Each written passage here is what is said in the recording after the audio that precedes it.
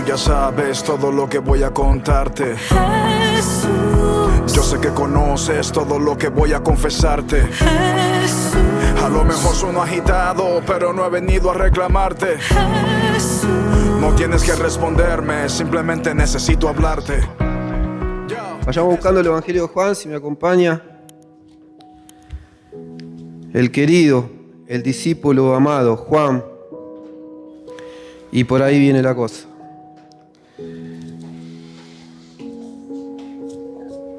Con mis anotaciones me complico.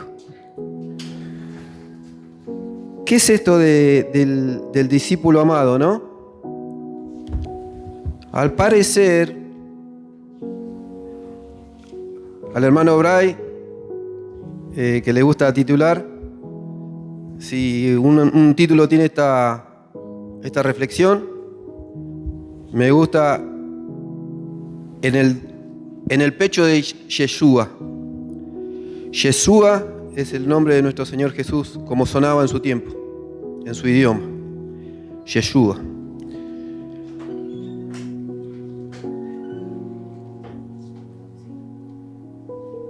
Juan 13.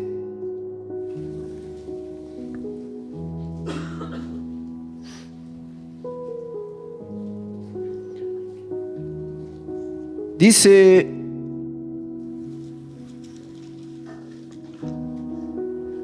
¿lo encontró? Bueno, déjelo marcado porque vamos a Juan 21. Que es el eje de la reflexión que creo que el Señor me encomendó. Dice Juan, capítulo 21, versículo 20. Y ahora sí, dice el Señor. Sí, capítulo 21, el último, versículo 20. Termina la carta de Juan, el Evangelio de Juan, en ese capítulo y en ese versículo. Capítulo 21, versículo 20. La Reina Valera titula El discípulo amado. Volviéndose Pedro, vio que le seguía el discípulo a quien amaba Jesús, el mismo que en la cena se había recostado al lado de él y le había dicho: Señor, ¿quién es el que te ha de entregar? Cuando Pedro le vio, dijo a Jesús: Señor, ¿y qué de este?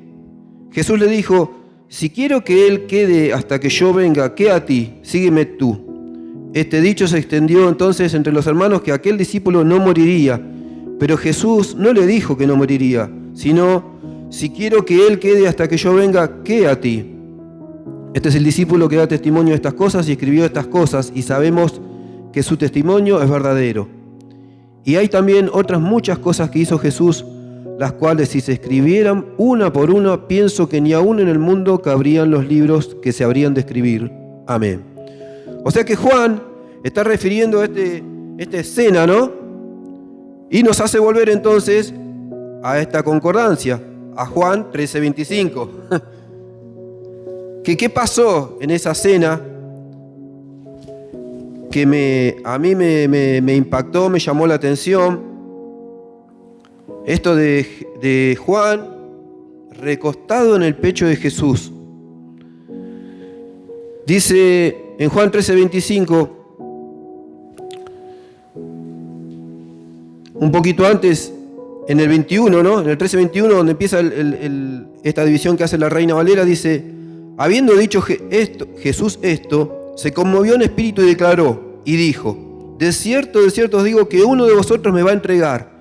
Entonces los discípulos se miraban unos a otros, dudando de quién hablaba. Y uno de sus discípulos, el cual Jesús amaba, estaba recostado al lado de Jesús. A este pues hizo señas Simón Pedro para que preguntase quién era aquel de quien hablaba. Él entonces, recostado cerca del pecho de Jesús, le dijo: Señor, ¿quién es? Respondiendo Jesús: a quien yo diere el pan mojado, aquel es. Y mojando el pan, lo dio a Judas Iscariote, hijo de Simón. Y sigue, ¿no? Sabemos cómo terminó esa noche. Lo que a mí me llamó la atención es esto de de que Juan tenía tal confianza y tal cariño con el Señor Jesús, que era el más mimoso, digamos. Algunos exégetas, estudiosos dicen que era el más jovencito de todos, Juan, hermano de Jacobo. Eran pescadores los dos. Y en esa escena, ¿no? Que si la hermana la quiere ilustrar con unas pinturas que yo me gustan estudiarlas, pero no me gustan, son medias fieras, pero me gustan estudiarlas. Hay una escena de una pintura renacentista, ahí la podemos ver, que nos ilustra más o menos, ¿no? Un poco la escena de Juan recostado en el pecho de Jesús. Hay otra también muy linda. Estas son dignas de estudios, estas pinturas, ¿eh? Esto creo que de la iglesia de los mormones. Pero que nos ilustran, y a mí me conmueve esa cercanía de Juan, ¿no? De tomarse la confianza de estar con su maestro y recostadito ahí en el pecho del Señor. Le sentiría hasta los latidos del corazón, ¿no? A Yeshua. Y fíjese cómo es esa cercanía que Pedro, que siempre es el líder, ¿no? Como que le hizo seña, le dice, preguntale vos. Porque está hablando una cosa seria, pero aprovechando la cercanía de Pedro, dice que, lo leímos, ¿no? Pedro le hace seña como diciendo, a ver, che, decirle quién es. Yo hablo así, ¿no? Hablo porteño. Y la hermana se ríe del che. Y yo veo esa cercanía, porque ¿qué pasa? Como dijimos, Juan y Jacobo eran hermanos, y eran la segunda pareja de hermanos que el Señor fue a buscar sus discípulos, ¿no? Y eran pescadores. Algunos estudiosos, y también por cosas que dice la Biblia, dice que estos dos hermanitos, Juan y Jacobo, al parecer eran hijos de una tal Salomé y seguro eran hijos de un tal Zebedeo, que a la vez parece que esta Salomé era prima de María. Por lo tanto, algunos estudiosos dicen que puede ser que eran primos de Jesús y a la vez primos de Juan el Bautista. Entre los judíos se daba eso, de que en un pueblo del medio que eran todos primos y todos parientes. La cosa que yo decía, Juancito, ¿no? Quizás lo vio crecer al Señor, quizás fueron amigos del barrio, si eran primos habrán jugado juntos, como me imagino que también visualizo que Juan el Bautista jugó con el Señor Jesús, a los juegos que juegan todos los nenes, pero ellos ya creciendo, ¿no es cierto? Y viéndolo a crecer a Jesús en estatura y en espíritu, ya algo vieron en él. Yo recuerdo que yo tenía un primo mayor, siempre que paso por esta vía, que ahora vivo acá a 5 cuadras, me lo recuerdo a él cuando cruzo la vía, porque para mí mi primo era mi ídolo, y eso que me enseñaba cosas malas, le nombro una nomás. Veníamos por acá por la vía, yo era chico, tendría 9, 10 años, un indio, un salvaje, con mi primo más grande. Y mire lo que me enseñaba mi primo, y para mí era mi ídolo. Me enseñaba a sacar los clavos de los durmientes y los vendíamos por hierro. Ese era mi primo y ese era yo. Y cosas por el estilo. Pero la cosa es que mi primo era mi ídolo, porque yo no tenía un hermano mayor. Pero lo veo a Juan recostado en el pecho de Jesús, como yo me recostaría en el pecho de mi hermano mayor si lo hubiese tenido, ¿no? O en ese que nosotros tenemos por referente, que crecimos juntos, pero que ya sabemos, que ya de chiquito ellos habrán visto que el Señor pintaba para otra cosa. Juan, Jacobo, Andrés, Pedro, los otros hermanos, todos eran judíos y sabían que iba a venir un Mesías. Y lo estaban buscando en su corazón porque habían sido adoctrinados y crecidos en la ley de Moisés, en la ley mosaica, ¿no? Imagínense ese impacto que ellos tuvieron, que casi parientes del mismo barrio, de Galilea, de Belén, todo el círculo ese de ciudades donde el Señor creció y a los 30 años empezó su ministerio, y que de repente digan, era como le dijo el hermano, ¿no? El hermano que fue a buscar al otro, el Mesías está allá. ¿De dónde? Dice, ¿qué? ¿Un Galileo? Le dijo, porque estaba esa confusión, ¿no? Creían que Jesús había nacido en Galilea, por eso decían, no, de Galilea nada bueno viene. Lo tenían medio despectivo a los galileos. El Señor había nacido en Belén, ¿no? Como dice en el libro de Isaías, ¿no? Que de Belén iba a venir el Salvador del mundo. La cosa es que yo lo veo a este Juan recostado en el pecho de Jesús, sintiendo los latidos de su corazón, muy cerquita, ¿no? Muy cercano. ¿Y qué daría yo? Y creo que ¿qué nos daríamos cada uno de nosotros, no? Por haber sido un ratito Juan, ¿no? Y acostarnos ahí, en el pecho de Jesús. De este judío hermoso que siempre digo, ¿no? Que nació él y la humanidad se partió en dos. Y la historia se partió en dos. Cuando a usted le pregunten los ateos, hoy hablábamos de los ateos, siempre hay respuestas abrumadoras para darle a los ateos. Una sería, ¿por qué la humanidad o esta parte del mundo se dividió en antes y después de Cristo? Este fue el ser humano más importante que nació sobre la tierra. Dice el Señor que tenía un sentido del humor finísimo y raro, el Señor, porque dice que los apellidó. Cuando la Biblia dice apellidó, muchas veces es el sobrenombre, como a Simón le dijo Pedro, Petra, piedra. A estos, a Jacobo y a Juan, los apellidó Boanerges. Eso está. ¿Dónde está? Ahí en el mismo, en Lucas creo que está. Ahí lo buscamos. Si quiere acompañarme y mientras voy viendo por dónde vamos. Marcos 3:17. Dice Marcos 3:17, a Jacobo, hijo de Zebedeo, y a Juan, hermano de Jacobo, a quienes apellidó Boanerges, esto es, hijos del trueno. ¿Qué quiso decir con esto el Señor? Yo decía, hijos del trueno. Y yo me imagino un trueno, ¿no? Un trueno, antes hacía esa cuenta yo. Se ve un relámpago en las noches de tormenta, y según lo que uno cuenta, son los segundos, porque la luz llega más rápido que el sonido, si la tormenta se aleja o se acerca. Cuando el trueno llega, vibran los cimientos, ¿o no? Salvo que tengo, no sé, en una cueva, yo nunca vi que una casa no vibrara, y he estado en casas lindas, macizas, y la casa vibra igual. Cuando el trueno es un irrespetuoso, donde pasa no queda pájaro en su nido. Y algo de esto me parece que quiso decir el Señor con esto, hijos del trueno. Porque siendo su amigo, quizás su primo, su cuate del barrio, Juan estaba destinado a decir verdades y palabras que conmovieran el mundo. Y si no, leamos Apocalipsis, ¿no?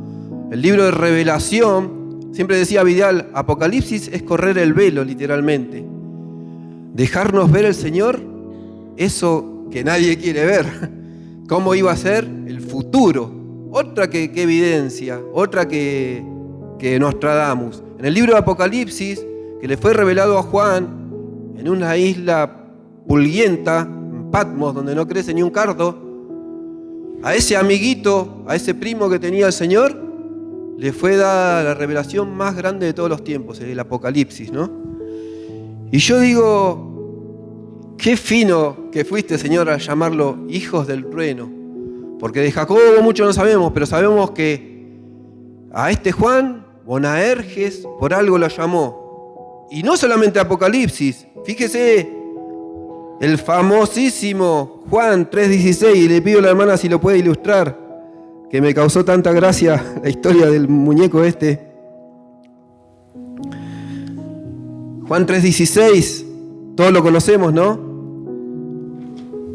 Pero lo vamos a leer tal cual está en la Escritura, para no decir ninguna necedad. Dice en la traducción de la Reina Valera, porque de tal manera amó Dios al mundo, que ha dado a su Hijo unigénito para que todo aquel que en Él cree no se pierda, mas tenga vida eterna. Yo tenía un problema con este versículo, ¿no? Porque yo decía, ¿por qué los cristianos, los evangélicos hacen tanto hincapié en este versículo? Muchos dicen que es un evangelio simplificado, es la forma más simplificada de contarle a las personas del amor de Dios, de su pecado, de la ley del arrepentimiento y de la solución y el remedio para esa perdición que viene al que no tiene a Cristo. Yo era chico y miraba el Mundial de México 86, que gracias a Dios ganamos. Y yo siempre curioso, mi papá me decía, ¿por qué tenés que preguntar todo? Siempre me decía. Y mi esposa también me dice, ¿por qué tenés que preguntar todo? Yo mientras veía los goles de cualquier partido, Corea contra Nueva Zelanda, veía en todos los partidos una banderita atrás de los arcos que decía John 3:16. Y está en todos los partidos del Mundial, no solamente de México, sino 86, finales de la NBA, en finales de tenis. Y yo decía, John 3:16, qué raro, pero no es una marca porque si no estaría ahí, ¿no? John 3:16 es Juan 3:16. John es Juan. El hermano en fe, que luego como que también tuvo algunos desvaríos, hoy hablamos de delirios místicos, tuvo algunos problemitas, pobre. Pero la cosa, que la palabra de Dios es lo que importa, no quien la diga, porque promesa del Señor dice que mi palabra no volverá vacía. ¿Y cuántos, quizás curiosos como yo, fueron a ver qué es John 3:16? ¿Qué es una marca de zapatillas? ¿Pero qué es? Y se encontraron con este glorioso Evangelio de Juan. Lo leemos otra vez. John 3:16 dice, porque de tal manera amó Dios al mundo que ha dado a su Hijo unigénito para que todo aquel que en Él cree no se pierda, mas tenga vida eterna. Amén. Entonces en este confinado a Patmos vemos esa ambivalencia, ¿no? Esas dos cosas.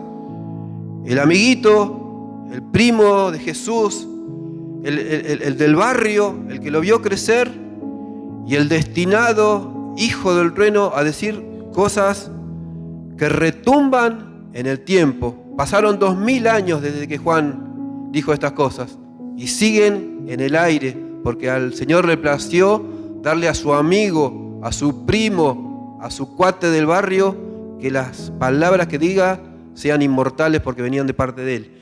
A mí me encanta otra de Juan 14:6, ahí nomás.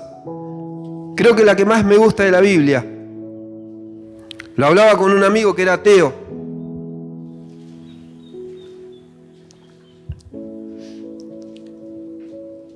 Se mete Tomás en la conversación y le dice, el 5 le dice, Tomás, para ponernos en contexto, le dijo Tomás, Señor, no sabemos a dónde vas.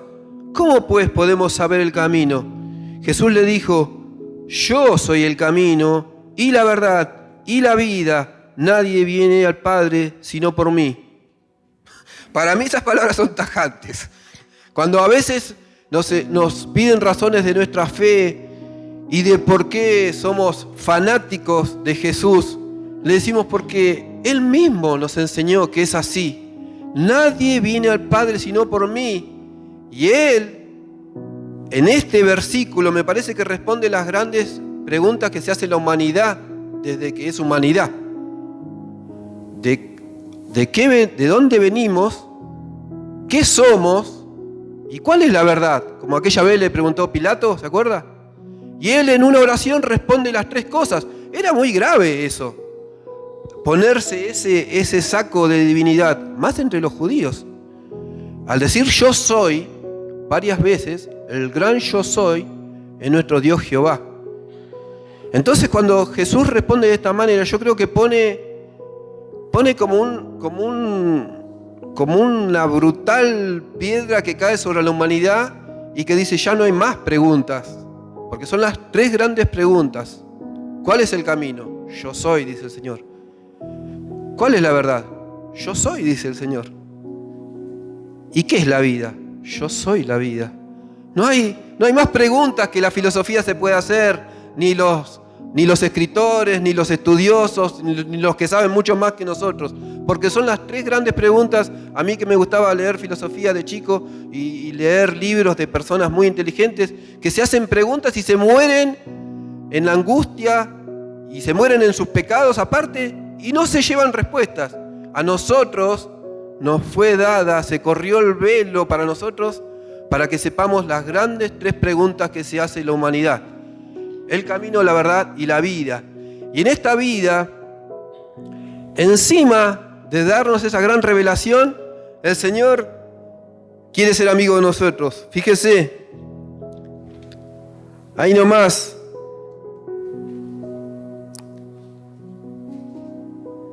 Cuando decía Vidal, esto a mí me conmovía, que hablaba de que éramos amigos de Jesús, ¿no? Que Él nos consideraba amigos si hacíamos lo que Él decía. Está en Juan 13, 21 al 25, ¿ya lo vimos? Me anoto cosas y después me pierdo. Increíble. ¿En 15? Bueno, leemos 15:15. Amén. Sí, es verdad. Dice, ya no os llamaré siervos, porque el siervo no sabe lo que hace su Señor. Pero os he llamado amigos, porque todas las cosas que oí de mi Padre os las he dado a conocer. No me elegiste vosotros a mí, sino que yo os elegí a vosotros. Y os he puesto para que vayáis y llevéis fruto, y vuestro fruto permanezca, para que todo lo que pidiereis al Padre en mi nombre, Él os lo dé. Esto os mando, que os améis unos a otros. Y si la hermana Silvia me acompaña con esta alabanza que me gusta mucho del amigo, porque siempre digo, ¿no?, que el Señor pone una vara muy alta, y pone una vara muy alta en este concepto de la amistad. Imagínese que una persona a usted, una amiga, le dice, bueno, soy tu amiga, pero así haces lo que yo te digo. Es una relación media rara, ¿no? Yo de un amigo en estos tiempos no lo aceptaría, porque digo, pará, entonces que soy tu esclavo, si yo hago lo que vos me decís. Pero el Señor sabía por qué lo decía, y pone la vara muy alta en el concepto de amistad, porque dice, ya no los llamaré siervos, los llamaré amigos. Ustedes son amigos míos si hacen lo que yo les digo. Y yo digo que Juan algo de esto tuvo, ¿no? Porque él se sometió a su amigo y se convirtió en su siervo y le dijo, ¿qué hay que hacer? ¿Qué hay que hacer? Lo único que te pido es que yo esté cerca de vos. Y yo supongo que es en esa última cena tan trágica, tan terrible, ¿no? El Señor se habrá sentido con tantos sentimientos en su corazón, que le hizo bien, ¿no? Que Juan esté ahí, recostadito en su pecho, sabiendo que iba a ser torturado. La cruz era una muerte de tortura. Y supongo que el Señor, en esos momentos, se le habrán cruzado tantas cosas, ¿no? Los enfermos que sanaron, los 3 años de ministerio, la obra que él iba a hacer y a los que iba a dejar, su mamá, su papá adoptivo, José, todos sus parientes, ¿no? Él habrá sentido esa angustia. Por algo dice que el Señor cuando que lloraba y exudaba gotas de sangre, ¿no? En esa noche terrible. Tantas cosas le habrán pasado por su corazón y el amiguito Juan ahí en su pecho, ¿no? Y yo hoy escuchaba, ¿no es cierto?, situaciones dolorosas por las que todos pasamos, personas que creemos están pasando por situaciones dolorosas, los que están enfermos, los que han perdido parientes, los que han perdido seres queridos, los que llevan un dolor por dentro, como yo lo llevo. Y a mí me gusta imaginarme, por un rato cuando estoy necesitado del Señor y de esa cercanía, y escucho esta canción, sentirme su amigo y que voy a hacer lo que Él me dice. Entonces yo me gusta visualizarme, aunque me digan que estoy loco, cuando pongo la cabeza en la almohada, que estoy poniendo mi cabeza en el pecho de Yeshua. Y el Señor nunca me defraudó, nunca me dijo, no, alejate que me molestás con tus problemas. Vaya hermano, hermana, vaya con sus problemas al pecho de nuestro Señor, que el Señor tiene un pecho como un buey, grande, para toda la humanidad. Pero también en esto de ser amigo y obedecer lo que Él dice, hay ganancia. Juan fue confinado a la isla de Patmos, una isla en el medio del mar Egeo, si la hermana nos permite ver, para que nos visualicemos dónde estaba el amiguito de Jesús, el que se acostó en su pecho. Ahí. Esto es Turquía, Del otro lado está Grecia, lo más cercano a Israel. Una isla ahí, en el medio de la nada, está escrito en letras griegas, Patmos. No crecen ni los cardos en Patmos. Y Juan estaba ahí confinado, el amiguito, el primo de Jesús, el que se recostaba en su pecho. Pero yo supongo que Juan, en esa concepción terrible de la amistad que nos pone, terrible y hermosa, ¿no?, que nos puso en el Señor, como buen judío, habrá leído lo que dice en Isaías 6:8, y si la hermana me acompaña con la alabanza que dice: heme aquí, yo iré, Señor. Dice Isaías 6:8, y vamos terminando, que nadie se duerma. Señor, hemos estado en tu presencia. Y lo estaba enviando a una misión fea. Después, si quiere, lee el contexto en su casa. Era a no anunciar, a confundir por alguna razón a su pueblo, a Israel, a su pueblo amado. Dice Isaías 6:8: después oí la voz del Señor que decía: ¿a quién enviaré? ¿Y quién irá por nosotros? Entonces respondí yo: heme aquí, envíame a mí. La primera vez que escuché esta alabanza fue un día de... no la conocía yo, un día de bautismo de hermanos. Y estaba lloviendo. No sé si se bautizó Juan o el día que estaba lloviendo, o a uno de los hermanos tan queridos. Y yo la escuché, me puse a llorar, porque era reafirmar, no solamente para los hermanos que empezaban un nuevo camino, ¿no?, el bautismo por inmersión, al mostrarlo públicamente, sino a todos los que estábamos ahí, a decir eso: heme aquí, Señor, yo iré. Y tenemos muchos errores. Siempre les digo que si me miro por dentro soy horrible, pero lo que yo no tengo lo pone el Señor. Y entonces digo, Juan, como buen judío, habrá leído a Isaías y habrá dicho: voy yo, Señor. ¿A dónde hay que ir? ¿Hay que ir a la isla de Patmos, donde no crece ni un cardo? Heme aquí, Señor, voy yo. Y a veces digo, seguramente yo no voy a ir a predicar al África, ¿no? O como dijo Juan, hacen falta predicadores en Tucumán, ¿era, no? En Corrientes. No creo que vaya ahí porque no estoy capacitado. Pero sí estoy capacitado como usted, hermana, amigo, está capacitado, ¿sabe para qué? Su nación a conquistar, como dice en Isaías, es su vecino, es su pariente, es el que está sufriendo. Es cualquiera, porque cualquiera es nuestro prójimo. Esa es su nación a conquistar. Entonces, cuando usted vea la tristeza, la angustia, la enfermedad de otro, dígale al Señor: voy yo, Señor.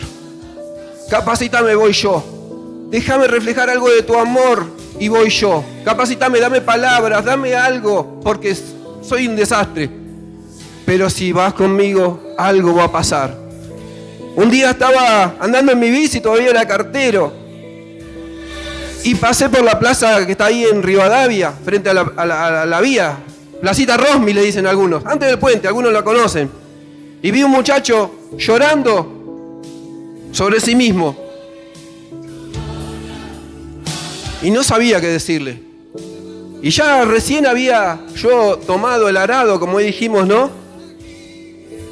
Y le dije, ¿qué digo a esta persona? Porque está muy angustiada. Es fácil predicar el evangelio a los que están contentos, pero predicar a una angustiada. Miré adentro de mi cartera y tenía 2 turrones y una manzana. Y fui con eso, con 2 turrones y una manzana. Le dije, ¿querés un turrón? Y empezamos a hablar. Le hablé de por qué estaba llorando. Pasó el tiempo. Ese muchacho vino a la iglesia, se llama Daniel, y me dijo, ¿viste ese día que me fuiste a hablar? Dice, yo estaba llorando y estaba calculando cada cuánto pasaba el tren, porque en el próximo me iba a tirar abajo del tren. A mí me conmovió, porque yo tenía 2 turrones y una manzana y la palabra de Dios en mí para decirle, Dani, no te mates. Yo no sabía que se iba a matar, pero se lo volví a reafirmar, ¿no? Y ese creo que es nuestro compromiso y nuestra capacidad para que levantemos la mano y le digamos, Señor, quiero ser tu amigo, Dígame lo que hay que hacer. Heme aquí, Señor.